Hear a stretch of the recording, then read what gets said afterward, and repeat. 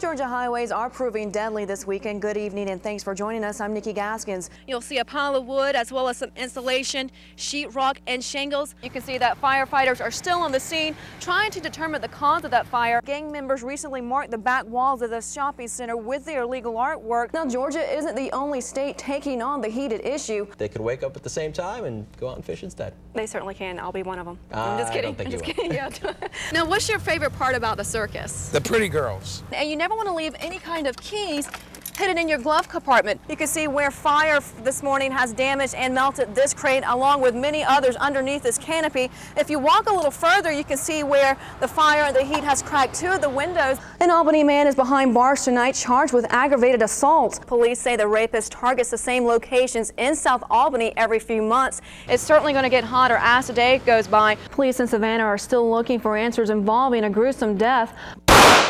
Here at Solo Archery, employees say they're selling about 100 of these handguns a month. County leaders delay funding for Albany's River Aquarium. We'll tell you what this means for the struggling downtown attraction. And good Friday morning to you. The city of Fitzgerald says it will rebound after losing two major production plants this year. The event claims to celebrate facial hair. Personally, I like my men clean shaven. You two get an A in my book. Nikki. Police are saying the victim lived at this apartment you see behind me, apartment number 56. Police are describing the victim as a white woman, 46 years of age, and they're saying she died from a single gunshot wound to the head. Now you're looking at videos shot earlier from the Nottingham North apartment complex. You can see police carrying the victim's body onto a gurney from her home. EMS initially responded to that apartment in reference to a cardiac arrest. However, when EMS crews arrived at the apartment, they discovered the woman already dead from that gunshot wound. They quickly called Albany police. Police are still investigating the incident. They won't say right now if they have any suspects, but they are questioning several people. Now, we spoke to neighbors living near the victim, and they said they didn't hear any noise, not even a gunshot that would indicate something suspicious taking place. Police won't say who made that initial 911 call to EMS. The victim's name won't be released until police can notify the woman's next of kin. Her body is currently being taken to the mortuary crime lab for further investigation. Police are asking if anyone out there has any information on this woman's death. They call police at 431-2100. Again, that number is 431-2100. Nikki? We're calling more than 3 hours after that fire started. You can see that firefighters are still on the scene trying to determine the cause of that fire. We're being told that the fire has damaged at least 5 businesses located inside the Shackelford Shopping Center here in Albany. Now, this is what the scene looked like earlier this morning. About 16 firefighters and 5 units were dispatched to the scene around 2:40. Battalion Chief Matthew Jefferson says the fire started inside High Dollar Fashion. The women's clothing store is located at 109 South Broadway. That fire then spread quickly to 2 other businesses located at 105 and 107 South Broadway. The fire also spread to 2 more businesses located at 251 and 253 East Oglethorpe. All 5 businesses received extensive smoke damage, according to Jefferson. It took firefighters about 30 minutes to get the fire under control. Firefighters were dispatched to the scene after an Albany State student on his way home from doing laundry noticed the fire and called 911. We had a chance to speak to him, and this is how he described the scene. Now, firefighters are still surveying the damage from the building. Fortunately, there was no one inside the shopping center when the fire started, and there are no injuries to report. Firefighters are not still sure what the cause of the fire is. They're still, as we said, are on the scene trying to determine the cause. We'll keep you updated on what they find out. Blakely firefighters battled a blaze this afternoon in a new mobile training unit. Good evening, I'm Nikki Gaskins. Firefighters there received that training unit with money from a federal grant. WALB News 10 Delivery and Registry joins us live in the studio. And Dee, as you well know, that money is certainly being put to good use. That's right. All right, thanks, Dee.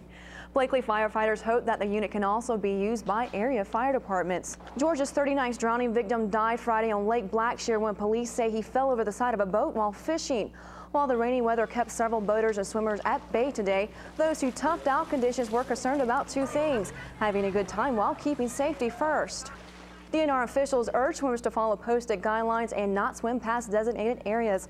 Well, it's time now to get a check on your forecast, and for that, we turn it over to meteorologist Chris Neisinger. And Chris, do we need to keep those umbrellas handy? Thanks, Chris.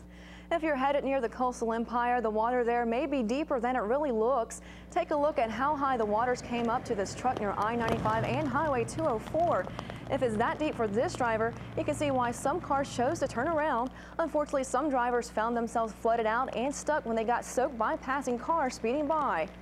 Police advise drivers to avoid flooded areas wherever you can, and remember your headlights will not always show you how deep the water really is. People traveling near I-95 aren't the only ones dealing with rising water. Residents on Tybee Island are cleaning up water that's coming right into their garages and storage spaces. Most homes are built up high for protection from the tide, but if you use the space under your house, residents say you could be out of luck. Flood insurance protects your home, but not always what's under it.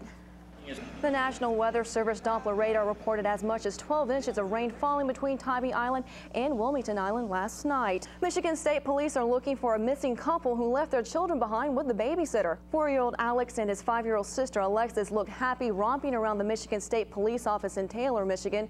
They were dropped off there Saturday evening by a babysitter who said the parents did not return to pick up the children.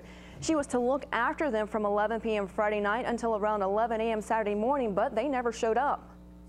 Police say that they know that the parents are homeless. They live from motel room to motel room. As many as a dozen Washington, D.C. fire departments are under investigation for, get this, allegedly running a prostitution ring. Fire officials say they are looking at employees stationed at 4 fire stations citywide. Investigators are looking into whether female emergency medical technicians perform sexual favors for men working at the fire stations. They are also looking into whether one male fire officer was in charge of that operation. The fire chief says he can only hope the allegations are not true. Allegations of the prostitution ring surfaced during a criminal investigation of claims that a sergeant exposed himself to a female emergency medical technician. There's one lucky grocery shopper in Houston, Texas today. One of the 4 winning lotto tickets in the Mega Millions jackpot was purchased at a Houston Kroger grocery store. No one has come forward so far to claim their share of the jackpot, estimated to be about $82 million each. If the estimates hold true, this would be the 4th largest payout in the lotto's history. A cat in northern Ohio may have to use up all its lives trying to get out of a tight spot. Muggs is trapped in the walls of his owner's house in Akron. He apparently got spooked during a construction project and ran into the ductwork. That was more than a week ago. His distressed owner has punched holes across the house trying to find his beloved cat, but of course without any luck. All right, well, thanks, Mike. Well, before we go, you just saw a glimpse of that mustache right there. We do have an interesting story for you out of Great Britain. Check out these contestants sporting some very unique styles of facial hair. They were competing in the 2007 World Beard and Mustache Championships held in Brighton, England. These styles range from slender mustaches to full-grown beards. The event claims to celebrate facial hair. Personally, I like my men clean-shaven. You two get an A in my book. Georgia highways are proving deadly this weekend. Good evening and thanks for joining us. I'm Nikki Gaskins. So far, 3 people have died on state highways and there's been at least 272 injuries. To keep you safe, News 10's Deliver Registry shows us how Dougherty County Police are keeping a close eye on drivers who choose to violate the law. Now, none of those fatalities so far have occurred in South Georgia. The Georgia State Patrol is predicting 18 deaths for the holiday travel period. It's now time to get a check on your weather forecast, and now we turn to meteorologist Chris Neisinger for that. And viewers at home, they may want to keep the umbrellas handy because we're not in the clear yet for rain, right? According to federal documents, the FBI spied on Martin Luther King Jr.'s widow long after his death. The newly released papers say the FBI worried about Coretta Scott King following in her husband's footsteps as a civil rights leader. The FBI memo showed concern that Ms. King might try to, quote, tie the anti-Vietnam movement to the civil rights movement, end quote. Federal investigators closed the investigation 4 years later after finding nothing. Police in New York have arrested a man they believe murdered a woman at a hotel in Times Square this past week. A maid at the Hotel Carter discovered the body of a female in her 20s wrapped in plastic bags on Thursday. Police say she was beaten and strangled by 35-year-old Clarence Dean. Dean has since been charged with second-degree murder. The ground floors of the hotel once housed a nightclub that Sean Combs and Jennifer Lopez fled after a shooting in 1999. The popular Birds of Prey exhibit at Chihar Park was a no-go today. The demonstrations were all canceled because of the heavy rain. Luckily, those visitors will be able to get free admission on. The holiday rate allows anyone who pays for admission Saturday or Sunday to get free admission this Monday. Still ahead on WALB News 10, we'll tell you how you can help some Special Olympians in the Good Life City. Plus, some well-known gospel singers are coming to Albany. We'll have the details next. And welcome back. Some Special Olympians here in Albany are in need of new uniforms, and your sweet tooth could help them get their new threads. Employees at Harvest Moon are holding Saturday morning bake sales in hopes of raising money for new uniforms. While the bad weather hampered their efforts today, they're encouraging you to come out next Saturday to buy some baked goods for the support of the local Special Olympics. The bake sales will be held every Saturday from 8 a.m. to 12 p.m. in front of Harvest Moon. The Special Olympic Games are scheduled for mid-October. Well, if you love gospel music and you want your chance at 15 minutes of fame, well, now here's your chance. 3 well-known gospel singers are coming to the Good Life City this Sunday. The Reverend Curtis Watson, Troy Ramey, and Deborah Snipes will take to the stage at the Albany High School Auditorium. Everyone at the concert will be part of a live taping for the trio's upcoming DVD and CD, but you better hurry. Tickets are selling fast. So far, more than 500 people have purchased tickets for the event. Tickets for the event are only $15. For ticket information, you can call the concert's promoter at 229-894-2137. Well, still ahead on News 10, a hiker in California is gored by a bison. We'll give you an update on his condition later in the newscast. A college student hiking with friends in California is in the hospital after a bison gores a young man. 24-year-old Jerdrick Anagos is recovering at a hospital in Long Beach, California. His group was walking towards the beach when they came across about 15 bison standing between the sand and grass. That's when one of the animals charged at him. One of the animal's horns pierced his upper thigh. He also has a sore back and fractured pelvic bone. A daycare center in Connecticut is closed after authorities find it being run by teenagers. Authorities say the owner, who ran the daycare out of her house, went on a trip to Florida and left her teenage children in charge. After being notified by a concerned parent, police discovered unsafe and dirty conditions in the house. They say none of the children were harmed. The owner is expected to be charged when she returns from her trip. Well, still ahead on WALB News 10 at 11, the South Georgia Peanuts try to wrap up the South Coast Title League, and the Albany State football team travels to Valdosta State.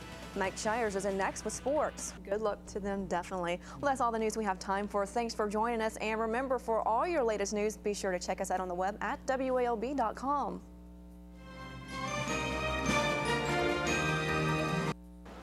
Bloodstains and this blue cowboy hat marked the spot of Thursday's shooting that left 43-year-old Willie Banks dead and his family members now in shock. They just had shot me so that it just really hurt me to know that they gunned my uncle down. Donna Gamble says her uncle would still be alive today had police not acted recklessly. The situation could have been handled better.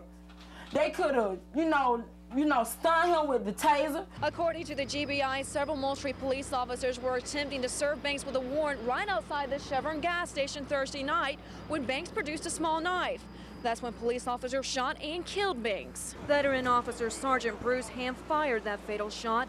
Police say Banks tried to attack police with the knife, but Banks' mother doesn't buy it. He don't tote no knife, and he wasn't a fighter no way. He was mentally sick, but he was nonviolent. Family members claim police murdered Banks, and they now want the officers punished. I feel that they should get time served in jail, because I know if I kill someone, I'm going to jail. They even plan to take legal action against the Moultrie Police Department. We do have NAACP in this, and we will get to the bottom of this because they are going to pay. Well, I'm going to sue. I'm going to sue. That won't bring my son back, but it'll make me feel better.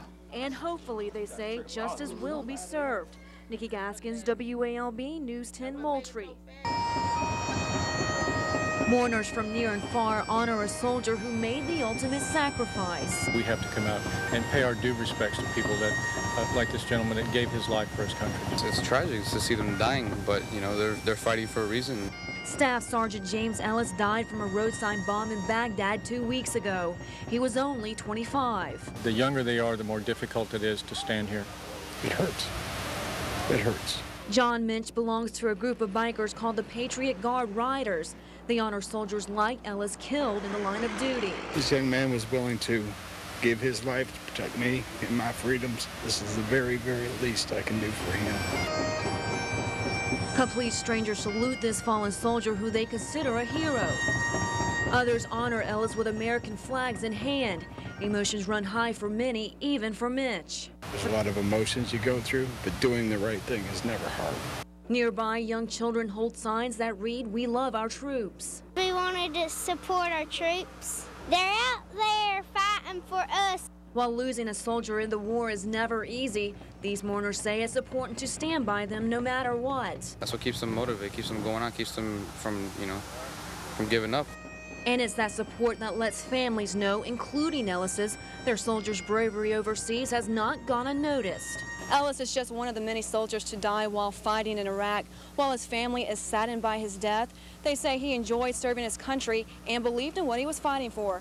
In Valdosta, Nikki Gaskins, WALB News 10. Crime scene tape still guards the home.